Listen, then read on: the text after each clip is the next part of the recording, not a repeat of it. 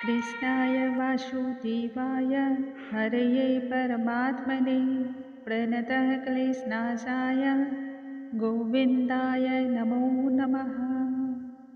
ओम नमो भगवते वासुदेवाय। नमस्कार दोस्तों, आज के इस वीडियो में हम सुनेंगे माघ मास महात्म्य के 20वें अध्याय का पाठ। अब तक हमने जो श्रवण किया उसमें हमने जाना कि पांचों कन्याएं सभी को मंत्र मुग्ध करने में सक्षम थी। वह अद्भुत तथा दिव्य रूप की मलिका थी। एक दिन ब्रह्म कुमार को सरोवर पर स्नान तथा ध्यान में लीन देख करके वह सभी उनकी ओर आकृष्ट होकर के उनसे चिपट जाती हैं। तब ब्रह्म कुमार ने आपा खोते हुए उन्हें बहुत प्रकार से समझाने का प्रयास किया। जब वह नहीं समझती हैं तब ब्रह्म कुमार क्रोध में श्राप देते हुए कहते हैं कि तुम सभी पिशाचनी हो जाओ। इससे आहत होकर के पांचों कन्याओं ने भी ब्रह्म कुमार को श्राप देते हुए कहा कि तुम भी हमारे साथ पिशाच हो जाओ। इस प्रकार से वे सभी सरोवर के इर्द गिर्द ही अपने अपने कष्टों को भोगते हुए समय को व्यतीत करते रहे। कालांतर में उस सरोवर पर मुनि श्रेष्ठ लोमीस ऋषि का आना हुआ। उसी समय वेद निधि ब्राह्मण भी वहां आ पहुंचते हैं एवं पिशाचों के पूर्व जन्म की संपूर्ण वृत्तांत को मुनि श्रेष्ठ लोमीस ऋषि को बतलाते हुए उनका उद्धार करने की विनती करते हैं। पिशाचों की पूर्व समय की संपूर्ण वृत्तांत को सुनकर के ऋषि का हृदय करुणा से भर उठा। उन्होंने कहा कि आज मैं उद्धार हेतु कुछ बातें बतलाता हूँ। उनका अनुसरण करने मात्र से ही तुम सभी का उद्धार हो जाएगा। अब आज के इस वीडियो में हम भगवान श्री हरि का ध्यान करते हुए कथा को आगे बढ़ाएं। बोलो भगवान श्री हरि की जय, स्वामी नारायण की जय। वेद निधि ब्राह्मण आगे महर्षि लोमीस से कहने लगे, हे महर्षि वर, उस धर्म को जल्द ही बताइए, क्योंकि श्राप की जो अग्नि होती है वह बड़ी ही पीड़ादायक तथा दुख कारक होती है। लोमीस ऋषि यह सुनकर कहने लगे, यह सब यदि नियम एवं श्रद्धापूर्वक विश्वास पूर्वक माघ माह के स्नान को करें तो ये सभी पापों से मुक्त हो जाएंगे। शुभ तीर्थ स्थल में माघ मास में स्नान करने का फल अनंत प्राप्त होता है तथा शीघ्रता से यह श्राप के फलों को नष्ट करता है। 7 जन्मों के पाप तथा यदि मनुष्य इस जन्म में भी किसी पाप में लिप्त हो तब वह भी माघ माह के स्नान करने मात्र से ही वह नष्ट हो जाते हैं।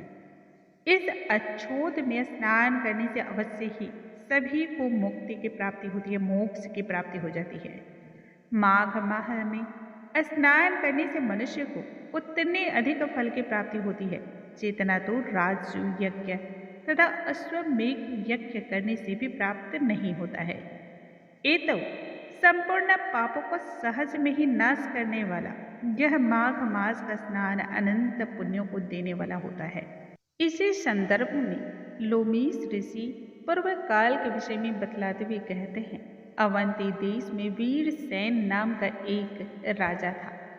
उसने नर्मदा नदी के तट पर राजसूय यज्ञ को किया था तथा उसने अश्वमेघ यज्ञ को भी किया, जिनके लिए सोने के खंभे बनवाए गए थे। ब्राह्मणों को अन्न तथा अन्य बहुत सारे दान दक्षिणा दिए गए। उस समय बहुत सारी गायें, सुंदर सुंदर वस्त्र, आभूषण इत्यादि भी दान में दिए गए।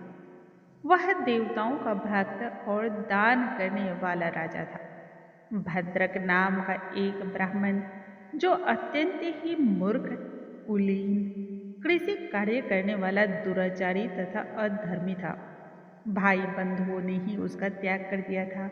इसी कारण वह इधर उधर भटकता रहता था और एक दिन भटकते भटकते वह देव यात्रियों के साथ प्रयाग में आ पहुंचा।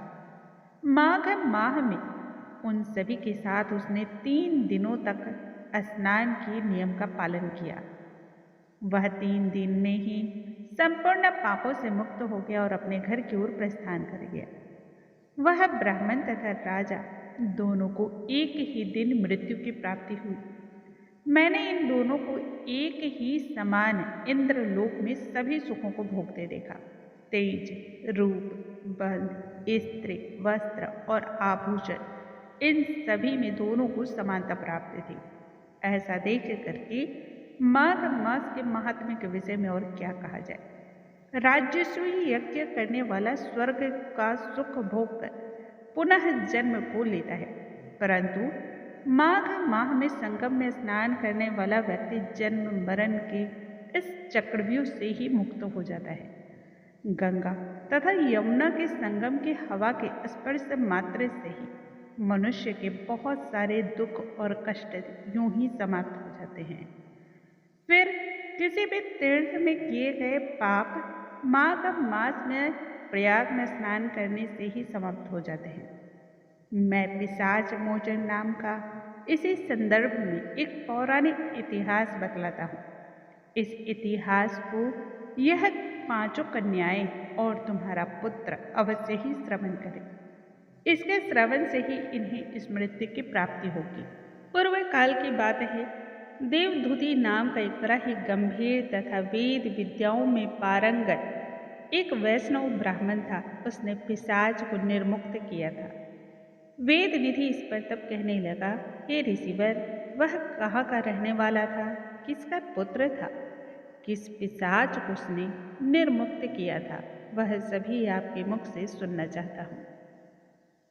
तब ऋषिवर कहने लगे, किल्पज्ञ से निकली हुई सुंदर सरस्वती के किनारे ही उसका स्थान था। जंगल के बीच में पुण्य जल वाली सरस्वती बहती रहती थी। अनेक पशु पक्षी भी उसी वन में विचरते रहते थे। उस ब्राह्मण के श्राप के भय से पवन भी सुंदर सुंदर झोंके की तरह चलती रहती थी और वन चैत्र रथ के समान था। उसी जगह धर्मात्मा देवधूति रहा करता था। उस देवधूति के पिता का नाम सुमित्र था और वह लक्ष्मी के वरदान से ही उत्पन्न हुआ था।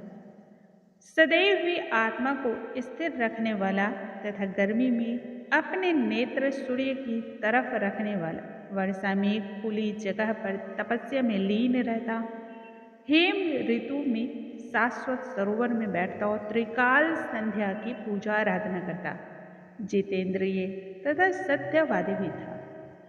अपने आप ही गिरे हुए फल तथा पत्तियों को वह भोजन के रूप में ग्रहण करता। ऐसा करते करते उसका शरीर सूख कर हड्डियों का ढांचा मात्र रह गया था। इस प्रकार से उसको तप करते हुए वहां पर हजारों वर्ष बीत गए। तप के प्रभाव से उसका शरीर अग्नि के समान प्रज्वलित था। विष्णु की प्रसन्नता से ही वह सभी कर्म को करता था। वह दधीचि ऋषि के वरदान से श्रेष्ठ वैष्णव के समान हुआ। वह ब्राह्मण ने वैशाख माह की एकादशी को श्री हरि की श्रद्धा पूर्वक उपासना करके उनकी सुंदर सुंदर स्तुति तथा विनती करी। उस विनती को सुन करके स्वयं भगवान श्री हरि गरुड़ पर आसीन होकर के उसके पास आए। चतुर्भुज विशाल नेत्रों, मेघ के जैसा रूप भगवान को स्पष्ट समक्ष देख करके प्रसन्नता के मारे आंखों से झरझर कर आंसू बहने लगे। कृतज्ञ कृतज्ञ होकर के वह भगवान के चरणों में गिर पड़ा। उसने भगवान को प्रणाम किया। अपने शरीर का भी उस समय उसे सुध तनिक न रहा। भगवान के ध्यान में लीन हो गया। तब भगवान ने कहा, हे देवधूति, मैं जानता हूं कि तुम मेरे परम प्रिय भक्त हो। तुम्हारी तपस्या से और आराधना से मैं बहुत प्रसन्न हूँ, इसलिए इच्छित वर को मांग लो। भगवान के वचनों को सुनकर के प्रेम से लड़खड़ाते हुए तब वह गदगद वाणी में कहने लगा, हे देवादिदेव, अपनी माया से शरीर धारण करने वाले आपका दर्शन देवताओं को भी दुर्लभ है। मुझे जब आपका दर्शन हो गया तब मुझे और भला क्या चाहिए। आपकी भक्ति में ही सदा मैं लगा रहूं, इससे बढ़कर और कुछ नहीं है। भगवान उसके वचन सुनकर के तब कहने लगे कि ऐसा ही होगा। तुम्हारे तप में, तपस्या में कभी कोई बाधा उत्पन्न नहीं होगी। जो मनुष्य तुम्हारे द्वारा कहे गए श्रोत का अध्ययन करेगा, उसकी मुझ में अचल भक्ति होगी, उसके सभी कार्य संपन्न होंगे एवं ज्ञान में परम निष्ठा होगी। बोलो भगवान श्री हरि की जय, स्वामी नारायण की जय। दोस्तों, आज के इस वीडियो में हमने सुना माघ मास महात्म्य के 20वें अध्याय का पाठ और 21वें अध्याय का पाठ। कल के वीडियो में हम आगे की कथाओं के साथ फिर से मिलेंगे। तब तक के लिए नमस्कार दोस्तों। ओम नमो भगवते वासुदेवाय।